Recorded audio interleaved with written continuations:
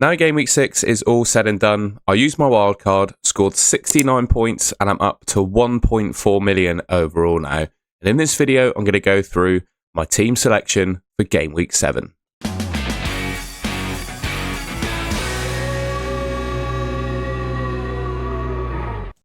Now, I'm going to start with a quick run through of how my team got on in game week 6, first of all. So like I said, 69 points, we're in 1.4 million overall, and this was my wildcard team. David Raya in goal obviously conceded to Newcastle, but I had Gabriel in my defence who got DEFCON, and obviously the last minute winner from a corner. I think that just shows the benefits of Gabriel. That goal just shows everything good about Gabriel, right? So obviously very happy to have him. I think going forward with that Newcastle fixture now out of the way, Arsenal have some really good fixtures. I back them to keep some clean sheets. Senesi, an assist and DEFCON. I think Senesi is becoming pound for pound, if not already, like the best defender in the game. He's just printing points every week. Tarkowski, obviously playing a new, different West Ham team under Nuno. Didn't get DEFCON, so his first game of the season where he didn't get DEFCON, scored 1 point and obviously got the yellow card. Njai got 2 points. I'm not sure why it's still showing 0 there. Njai got 2 points. No DEFCON and a blank. Bruno Fernandes missing his pen. I was absolutely gutted about that. You know, he's had 2 penalties this season, which he's missed, or they've been saved now. Had he scored them, it would be a completely different story about him. So, yeah. I'm just not sure where to go with Bruno Fernandes. We'll talk about him in a second, though.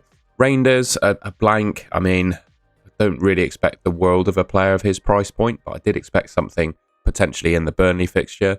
Another goal for Semenyo, who I think is quite possibly the best midfielder in the game right now. João Pedro with a blank. He was not a doubt, but he got benched for the Champions League game that they had.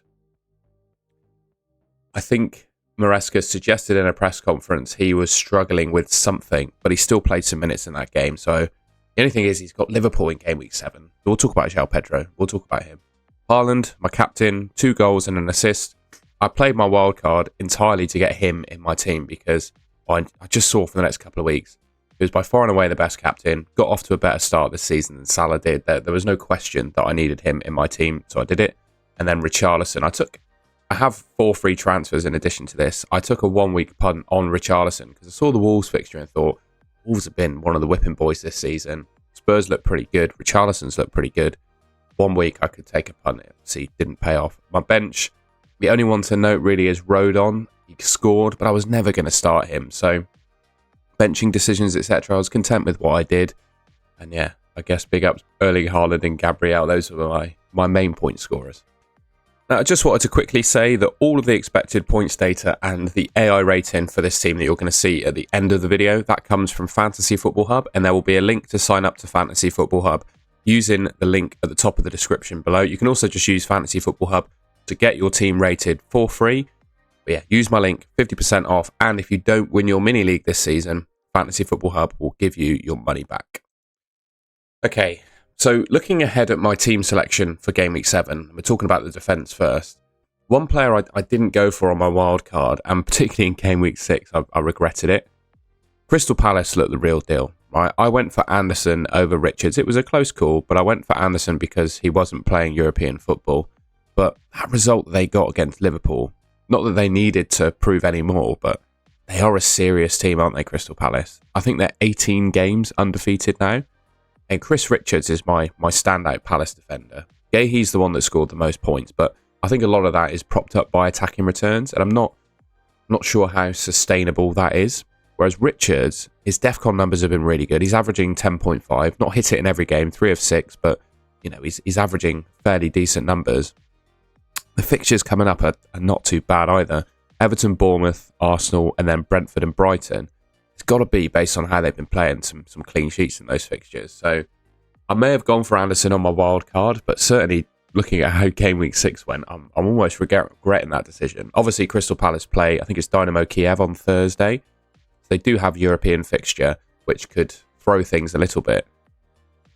But yeah, I mean, I don't see Chris Richards not starting in the Premier League, for example. I think if he does get a rest, it probably comes in that European competition. Yeah, been really impressed with, obviously, Crystal Palace and Richards. But I think for my team for game week 7, I don't need to change anything. I've got 4 free transfers, by the way. I played my wild card. I had 4 free transfers when I did it.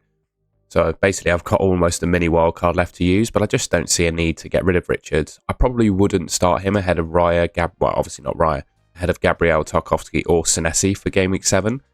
I put Anderson on my bench. I think that's probably the right way to play it.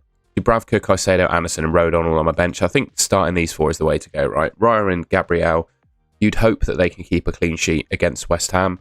Tarkowski, he obviously plays Palace. Whether the clean sheet comes or not, I'm not sure, but I would hope that he gets at least some DEFCON in that game. Then, obviously, Senesi, he's been printing points, and I expect him to print some more points in game week 7. Looking ahead then at my midfield. Now, one player that I wouldn't say he's disappointed me, because I'm not sure what more I could expect. I think he's, I can't remember his price, it might be 5.7 million now. Should I expect more from Rangers? I had a comment. I talked about this on my team transfer plans video. I was saying I was a little bit disappointed by Rangers in game week 6. The fact that in that Burnley game he didn't return. But are my expectations too high of a midfielder of this price point? He's got 3 attacking returns in 6 games. His DEFCON, he's probably not a DEFCON player, is he? Really? That's the thing. Should I? Yeah, I'm just in between on Rangers really. I probably won't sell him, but at the same time, could I do better? Could I get a midfielder that just racks up DEFCON, even if they don't get the attacking returns, and will that earn me more points? That's just a question I've got, and there is a midfielder that I could potentially look at bringing in for him, who we'll talk about in a second. The next one, though, I have to talk about Bruno Fernandes. I said this when I was looking at the points that I scored, but had he scored those 2 penalties this season, he'd be on 4 goals from 6 games. And I think everyone would be desperate to get him into their teams, right? Because not only has he scored penalties, but he's looked really good for defensive contribution points as well. That obviously hasn't come to fruition. And in the game against Brentford, it really didn't come to fruition. He got 11 DEFCON, so 1 off the cut-off, and obviously he missed a penalty. Had he scored the penalty and got DEFCON, he probably would have got 3 bonus as well. And just, it's a frustrating one, isn't it? The only question I guess you have about Bruno Fernandes is, will he take the next Man United penalty? I'm of the opinion that he probably will, but just considering the other talents that Man United have in their team for penalties, I think there is a chance that he at some point gets moved off just to change something up, because he's missed 2 this season, right? It's not just like the odd fluke, it's a couple. But yeah, at the same time, he's Bruno Fernandes, isn't he? He's probably going to keep penalties. He'll probably score the next one, and he'll probably get DEFCON in the next game or something. So, and also I did see reported that Amorim might change his system as well, which I think will only serve to benefit Bruno, because it will probably mean he plays in a more advanced position. So, and the other thing is, I don't really see many midfielders that I could, around this price point, that I could replace him with anyway. So he probably, to be honest, stays in my team. The other midfielder that I wanted to talk about, and he's on the thumbnail, put him in the team on the thumbnail, because I'm thinking about it. I don't know why. Should I have brought him in on my wild card? He's coming back from injury, wasn't he? And that's obviously something to think about as well, to be fair, with Sarr. But Sarr at 6.4 million, I think, is great value and a great player. 3 goals in 4 games so far. Scored in the Community Shield as well, didn't he, against Liverpool? He got a good record against Liverpool, this Sarr. I remember, I think back in his Watford days, he banged in a hat-trick against Liverpool as well. So he just loves playing Liverpool. But anyway, Everton, Bournemouth, Arsenal, Brentford, Brighton in his next few fixtures. Obviously, the Arsenal game's a tough one, but I've got some power on my bench if I need it. I just think he's going to start every Premier League game for Crystal Palace. Obviously, European football's a worry, but I have a feeling he might get a rest against Dynamo Kiev, or at least be benched and start the Premier League game against Everton.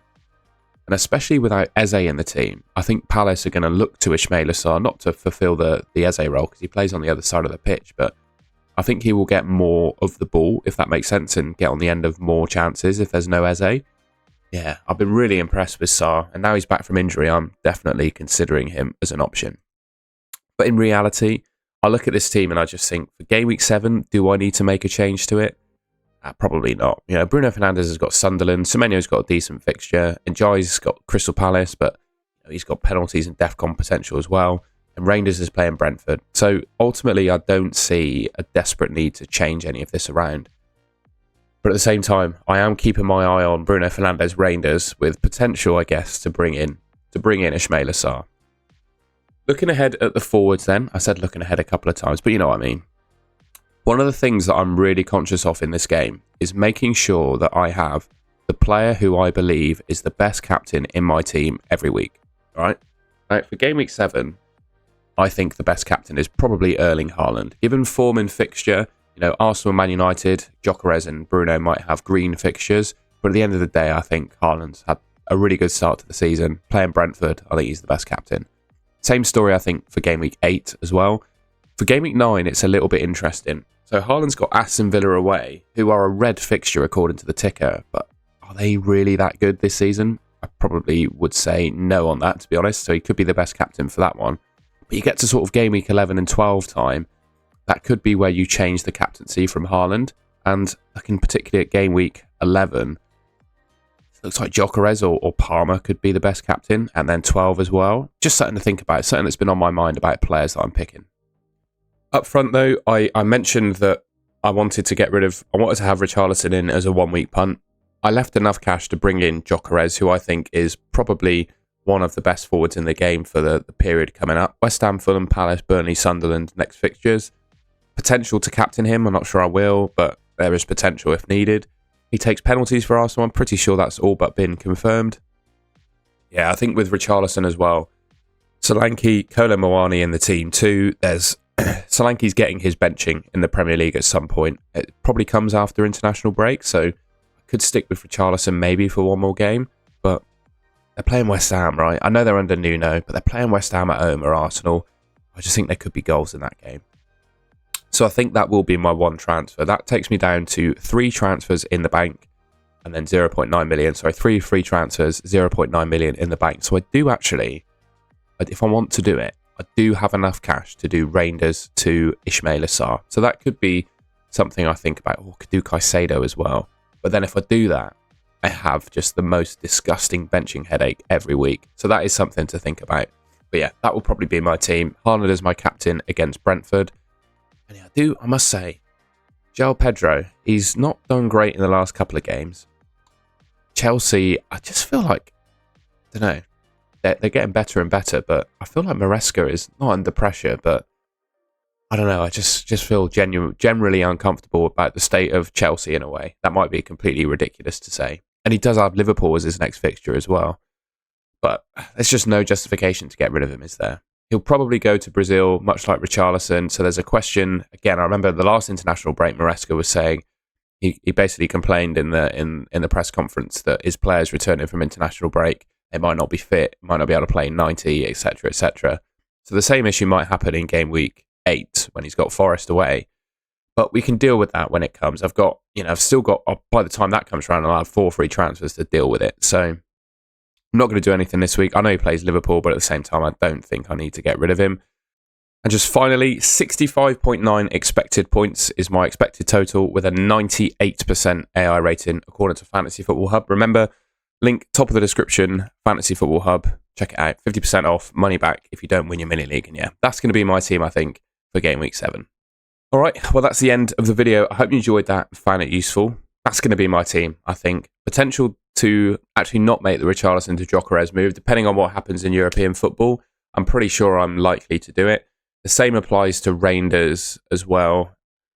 And Sarr. Just depends how Europe goes, basically. If Reinders picks up an injury in the Champions League or whatever, then I could move him on to Sarr if Sarr stays fit, and etc., etc. So there's just some things to think about there. But largely, I think that's my team. Tune into the deadline stream Friday afternoon. I'll be going live around 2:30. You can obviously see my final team on that. And yeah, if you enjoyed the video and want to see more content from me, Golden Goal channel, subscribe to it just here. And thank you very much for watching. I'll see you in the next one.